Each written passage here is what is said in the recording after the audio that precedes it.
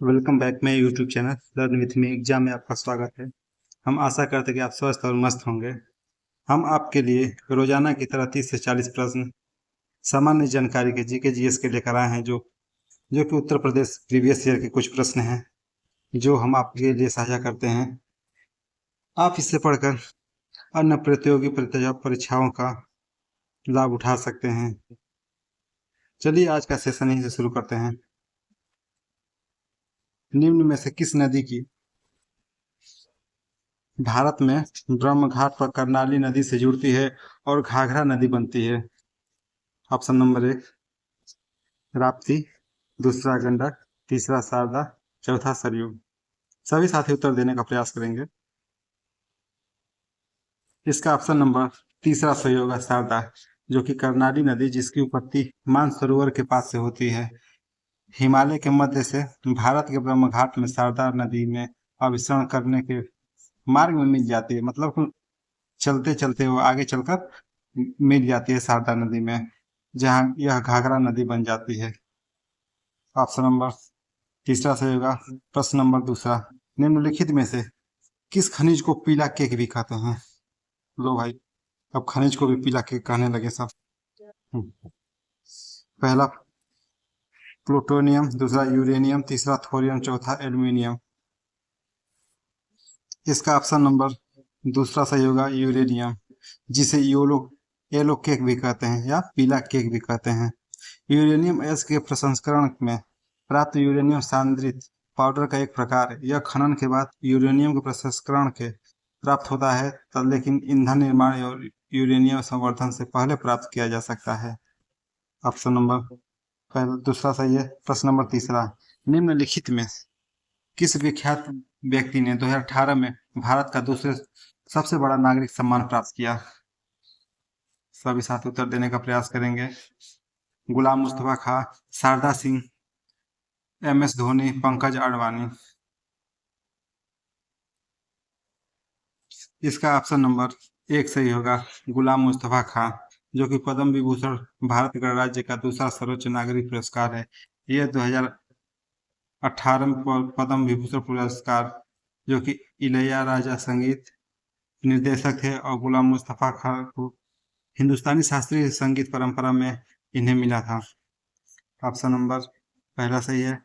प्रश्न नंबर चौथा, राष्ट्रीय परीक्षण एजेंसी NTA के पहले महानिदेशक के पद पर हाल ही में किसकी नियुक्ति हुई? ये प्रीवियस ईयर 2018 के बाद 18 का है, उसी के समय का ये पूछ रहा है सब। ऑप्शन नंबर इसका चौथा सही होगा, विनीत जोशी जी को भारतीय परीक्षण एजेंसी NTA के लिए नियुक्त किया गया। अगला प्रश्न, G20 की बैठक 2018 में कहाँ पर हुई थी? रियो डी जेनेरियो में, ब्यूनस आयर्स में, मेक्सिको सिटी या इस्तांबुल में? इसका ऑप्शन नंबर दूसरा सही होगा, ब्यूनस आयर्स में, जो कि रियो G20 की बैठक 2018 में ब्यूनस आयर्स में हुई थी। प्रश्न नंबर छठा, 1825 में वेदांता कॉलेज की स्थापना किसने की, जिसमें दोनों भारतीय अध्ययन और पाश्चात्य सामाजिक तथा भौतिकी विज्ञान पाठ्यक्रम प्रस्तुत किया गया था? अरविंद घोष के द्वारा, राजा राम मोहन राय के द्वारा, ईश्वरचंद विद्यासागर के द्वारा या स्वामी विवेकानंद के द्वारा? प्रश्न नंबर 6 का उत्तर देने का सभी साथी प्रयास करेंगे। इसका ऑप्शन नंबर दूसरा सही होगा, राजा राम मोहन राय, जो कि 1825 में वेदांता कॉलेज की स्थापना किया। अगला प्रश्न, निम्न में से किस देश को पहले सीलोन कहा जाता था? सीलोन, सी से श्रीलंका। ऑप्शन नंबर दूसरा सही होगा, श्रीलंका, जिसे पहले हम सीलोन के नाम से भी जाना जाता था। यह श्रीलंका को 1815 से 1948 के ब्रिटिश औपनिवेशिक शासन के दौरान सीलोन के रूप में जाना जाता था। प्रश्न नंबर 8, अगला प्रश्न, 1869 में नहर के खुलने से यूरोप की दूरी 7000 किलोमीटर कम हो गई थी। क्या इसमें से खुला था? पनामा या कील, स्वेज, वोल्गा डान? इसका ऑप्शन नंबर तीसरा सही होगा स्वेज नहर, जो कि 1869 में खुलने से 7000 किलोमीटर की दूरी कम हो गई थी। यूरोप से यहाँ तक की दूरी उस समय 7000 कम हो गई थी। स्वेज नहर लाल सागर और भूमध्य सागर को जोड़ता है। अब जहाजों को अफ्रीका से घुमाकर जाना नहीं पड़ता, सीधा स्वेज नहर से भारत में यात्रा किया जा सकता है। गणतंत्र दिवस 2018 की परेड के मुख्य अतिथि में से एक मुख्य अतिथि कौन थे इसमें से? विद्या देवी भंडारी, मैत्रीपाला सिरिसेना या शेख हसीना या आंग सान सू की? प्रश्न नंबर 9, इसका ऑप्शन नंबर चौथा सही होगा आंग सान सू की, जो कि 10 आसियान देशों में से शामिल थे। Thailand, Vietnam, Indonesia, Malaysia, Philippines, Singapore, Myanmar, Cambodia, Laos और ब्रुनेई के नेता गणतंत्र दिवस 2018 में मुख्य अतिथि के रूप में हमारे यहाँ शामिल हुए थे। प्रश्न नंबर 10, निम्न में से किस ई कॉमर्स कंपनी ने खाद्य उत्पादों की बिक्री के लिए उत्तर प्रदेश सरकार के साथ एक समझौते पर हस्ताक्षर किया? पहला फ्लिपकार्ट, स्नैपडील या अमेजन इंडिया या पेटीएम? प्रश्न नंबर 10 का उत्तर देने का प्रयास करें। इसका ऑप्शन नंबर तीसरा सही होगा अमेजन इंडिया, जो कि उत्तर प्रदेश के खादी व ग्रामोद्योग बोर्ड ने खाद्य उत्पादों की ऑनलाइन बिक्री की सुविधा के लिए अमेजन इंडिया के साथ एक समझौता पर हस्ताक्षर किया। प्रश्न नंबर 11, निम्न में से कौन एक वैज्ञानिक होने के साथ साथ एक महान उद्योगपति भी थे, जिन्होंने भारत में कई उद्योगों की स्थापना की? पहला सीवी रमन, दूसरा जेसी बोस, तीसरा विक्रम साराभाई या होमी जहांगीर भाभा? उत्तर देने का प्रयास करेंगे। इसका ऑप्शन नंबर तीसरा सही होगा विक्रम साराभाई, जो कि एक भारतीय वैज्ञानिक और नवप्रवर्तक थे, जिन्हें भारत के अंतरिक्ष कार्यक्रम के पिता के रूप में जाना जाता है। वह साथ ही वह सफल उद्योगपति थे, जिन्होंने साराभाई परिवार के विविध परिवार व्यापार समूह को स्थापित किया। उन्होंने ऑपरेशंस रिसर्च ग्रुप के नाम से देश का पहला बाजार अनुसंधान संगठन भी बनाया। उन्होंने अहमदाबाद में Nehru foundation for development Indian institute of management Ahmedabad के नाम से स्थापित किया। अगला प्रश्न, a better India a better world पुस्तक के लेखक कौन है? किरण बेदी, एन.आर. नारायण मूर्ति, सुधा मूर्ति, शशि थरूर? प्रश्न नंबर 12, इसका उत्तर होगा एन.आर. नारायण मूर्ति, जो कि better India a better world के पुस्तक के लेखक है। अगला प्रश्न, निम्न खिलाड़ियों में से कौन 2018 की हाल की दक्षिण अफ्रीका ऑस्ट्रेलिया टेस्ट श्रृंखला में गेंद से छेड़छाड़ के मामले में सम्मिलित नहीं था? David Warner, Steve Smith, Tim Paine, Cameron Bancroft? उत्तर देने का सभी साथी प्रयास करेंगे। इसका ऑप्शन नंबर तीसरा सही होगा टिम पेन, जो कि मार्च 2018 में पुरुष की ऑस्ट्रेलियाई क्रिकेट टीम के केप टाउन के दक्षिण अफ्रीका के खिलाफ टेस्ट मैच के दौरान बाद में गेंदबाजी करने के दौरान बाल में टेम्परिंग करने का लगा था।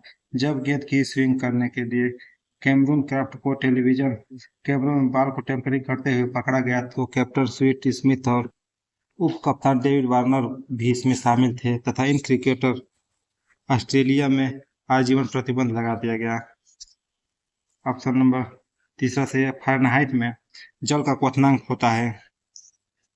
इसका ऑप्शन नंबर दूसरा सही होगा 212 डिग्री फ़ारेनहाइट, जबकि सेल्सियस में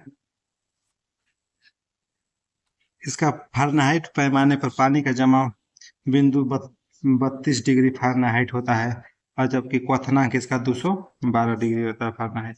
अगला प्रश्न, निम्न में से कौन सी बागान फसल नहीं है? कॉफी, चाय, काजू, मोटे अनाज? 15 का चौथा सही होगा, जो कि बागान फसल नहीं है। अगला प्रश्न, तूर दाल को अन्य किस नाम से जाना जाता है? तूर दाल को अक्सर हम लोग जानते हैं, जो हमेशा दाल ज्यादा अक्सर हम लोग खाते हैं, उसका नाम है अरहर, जिसे दूसरा नाम तूर दाल के भी नाम से भी जाना जाता है। अगला प्रश्न, का प्रयोग हवा के बल और वेग को मापने के लिए किया जाता है? Speedometer, lactometer, thermometer, anemometer. इसका ऑप्शन नंबर चौथा सही होगा, एमिनोमीटर। एक है जो गति को मापने के लिए उपयोग किया जाता है। एक एमिनोमीटर एक वेदन की तरह दिखता है, लेकिन हवा किस दिशा में चल रही है इसका मापन करने के लिए हमें 4 कप लगे होते हैं ताकि हवा को सही से माप सके। एमिनोमीटर से हवा के बल और वेग को माप सकते हैं। अगला प्रश्न, भारत में राष्ट्रीय हिंदी दिवस कब मनाया जाता है? 14 सितंबर, 14 नवंबर, 14 दिसंबर, 14 जून। इस प्रश्न का उत्तर देने का प्रयास करेंगे। इसका ऑप्शन नंबर 1 सही होगा, 14 सितंबर को भारत में राष्ट्रीय हिंदी दिवस के रूप में मनाया जाता है। यह 1949 में भारत की पहली संविधान में देवनागरी लिपि में भारतीय राज्य आधिकारिक भाषा के रूप में हिंदी को अपनाया गया था। अगला प्रश्न, मानव अधिकारों की सार्वभौम घोषणा का अनुच्छेद 6 किससे संबंधित है? कानून के समक्ष एक व्यक्ति के रूप में मान्यता का अधिकार, दूसरा सक्षम अधिकरण, दुराधिकार का अधिकार, तीसरा मनमानी गिरफ्तारी और निर्वासन से स्वाधीनता, चौथा कानून के समक्ष समानता का अधिकार। उत्तर देने का प्रयास करेंगे। 19 का ऑप्शन नंबर 1 सही होगा, कानून के समक्ष एक व्यक्ति के रूप में मान्यता अधिकार देना। अगला प्रश्न, नेशनल स्टॉक एक्सचेंज का मुख्यालय कहाँ है? चेन्नई में, दिल्ली में, मुंबई में या बेंगलुरु में? प्रश्न नंबर 20 का ऑप्शन नंबर तीसरा सही होगा, मुंबई, जो कि भारतीय राष्ट्रीय stock exchange NSE national stock exchange, जो कि भारत का अग्रणी स्टॉक एक्सचेंज है जिसका मुख्यालय मुंबई में है। यह 1992 में देश में पहली बार आभासी इलेक्ट्रॉनिक एक्सचेंज के रूप में स्थापित किया गया था। यह 2018 तक दुनिया का 11वां सबसे बड़ा एक्सचेंज स्टॉक्स बन गया। ऑप्शन नंबर तीसरा सही है। अगला प्रश्न, भारत की केंद्र सरकार ने 2018 को राष्ट्रीय वर्ष घोषित करने के लिए लिया गया, इसमें से किस फल को?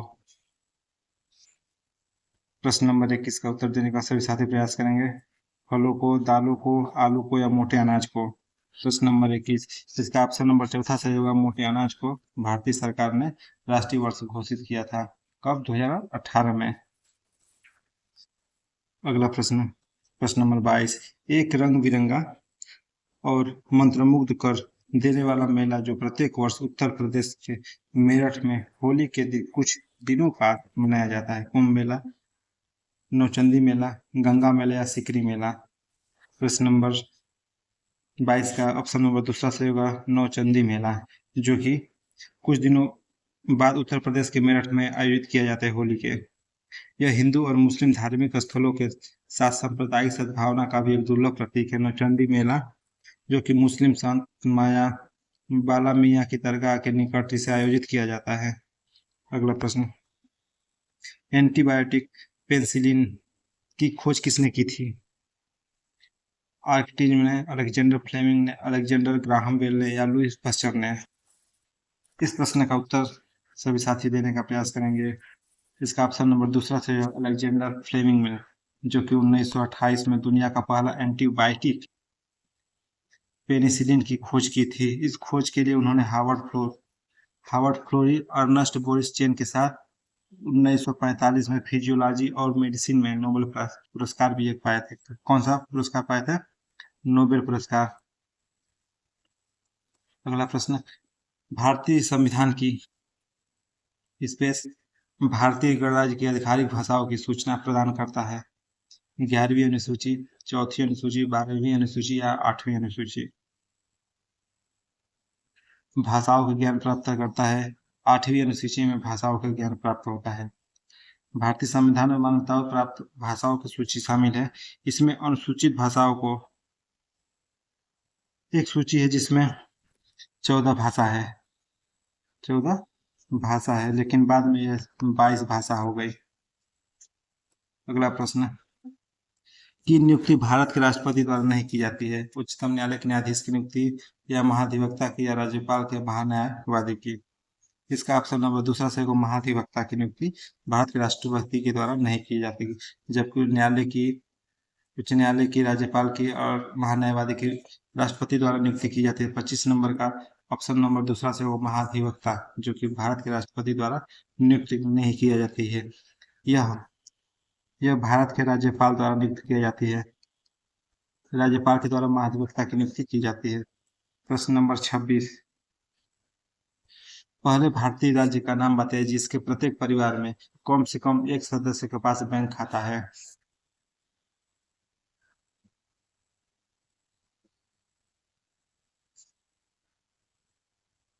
महाराष्ट्र, हरियाणा, हिमाचल प्रदेश, केरल। सभी साथी उत्तर देने का प्रयास करेंगे।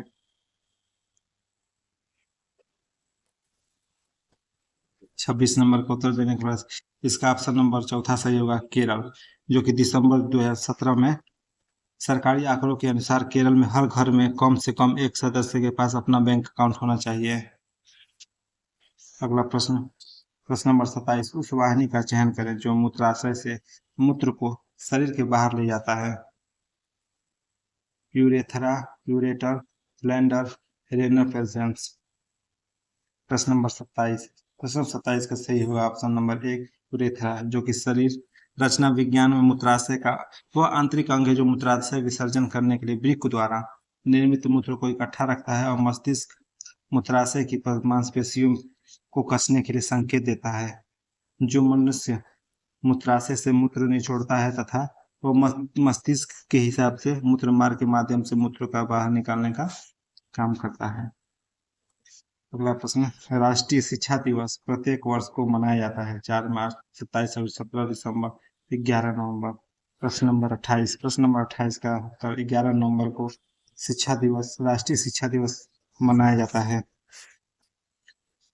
यह स्वतंत्र भारत के प्रथम शिक्षा मंत्री मौलाना अबुल कलाम की जयंती के उपलक्ष्य पर मनाया जाता है, जिन्होंने 15 अगस्त 1947 से 1958 तक शिक्षा मंत्री के रूप में सेवा किया।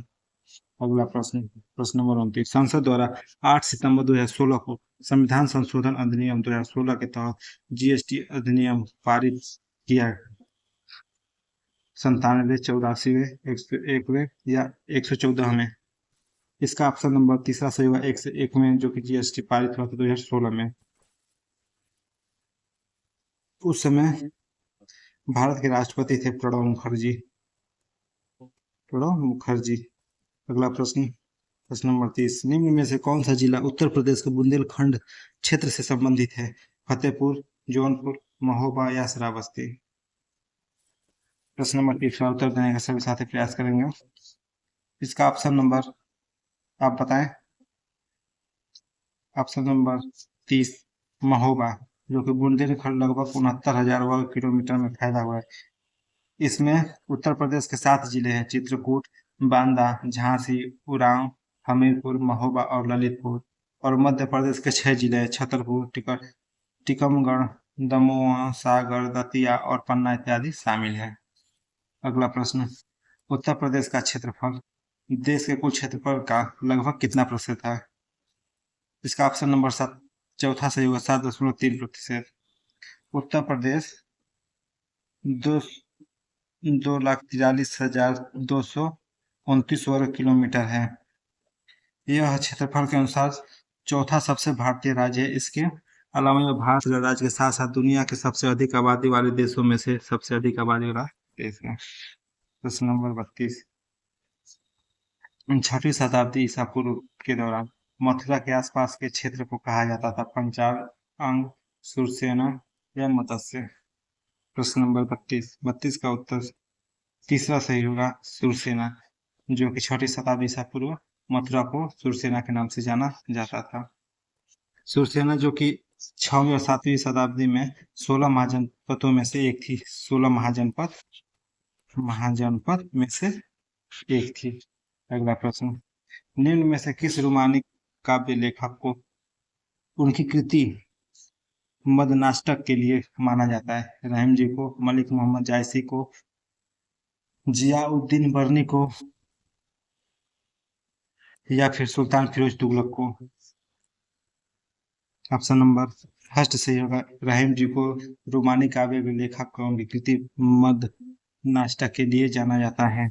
अगला प्रश्न, उत्तर प्रदेश में पहली बार 1887 में प्रकाशित होने वाले दैनिक समाचार हिंदुस्तान के संपादक कौन थे?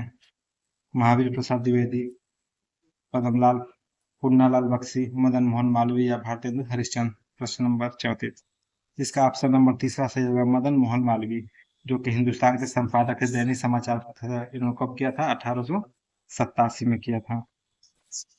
अगला प्रश्न, उत्तर प्रदेश में किस वर्ष सरकार सभी सरकारी कार्यों के लिए हिंदी का प्रयोग करना कानूनी तौर पर अनिवार्य कर दिया गया था? 1947 या 57 या 1968 या 1977 में। 35 का उत्तर तीसरा विकल्प सही होगा, 1968 में। हिंदी उत्तर प्रदेश की आधिकारिक भाषा है, जो 1951 में उत्तर प्रदेश आधिकारिक भाषा अधिनियम के द्वारा राज्य में आधिकारिक भाषा बनाई गई थी, जो कि 1968 के अंतर्गत सभी आधिकारिक कार्यों के रूप में कार्य करने के लिए बाध्यता बनाया गया था। सभी लोग हिंदी में कार्य करेंगे 1968 में। ऑप्शन नंबर तीसरा सही है। निम्न में से अकबर के दरबार में मुख्य चित्रकार कौन थे? मीर मुसव्विर, दोस्त मोहम्मद, दसवंत, मीर सैयद अली। प्रश्न नंबर 36, प्रश्न नंबर 36 का उत्तर सही होगा दसवंत जी, जो कि दसवंत अकबर की सेवा में नियुक्त मुगल काल के चित्रकार थे। मुगल काल के चित्रकार थे। उन्होंने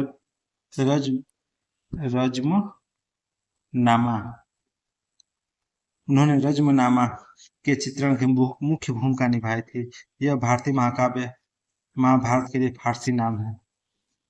अगला प्रश्न, फैजाबाद के एक प्रमुख संगीतकार थे जिन्होंने शास्त्रीय संगीत में टप्पा शैली का विकास किया?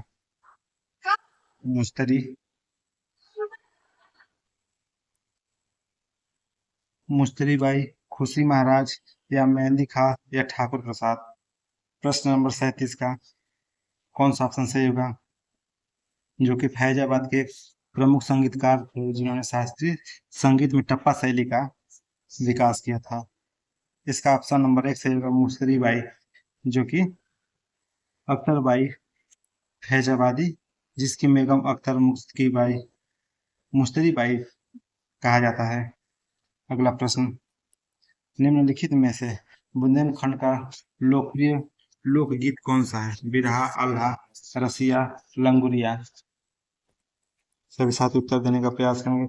इसका ऑप्शन नंबर दूसरा सही होगा, आल्हा, जो कि मध्य प्रदेश के बुंदेलखंड क्षेत्र में प्रचलित एक लोकप्रिय गीत है, जो कि लोकगीत महोबा के राजा परमार पर मल की सेवा के लिए दो योद्धा भाई आल्हा और उदल अपने वीर कर्मों के वर्णन करते हैं। आज का सेशन सभी साथी यहीं से समाप्त होता है। हम आशा करते हैं कि आपको समझ में आया होगा। आप अपना फीडबैक जरूर दें कमेंट में, और लाइक सब्सक्राइब करना ना भूलें। तब तक के लिए हमारे चैनल से बने रहें। तब तक के लिए धन्यवाद।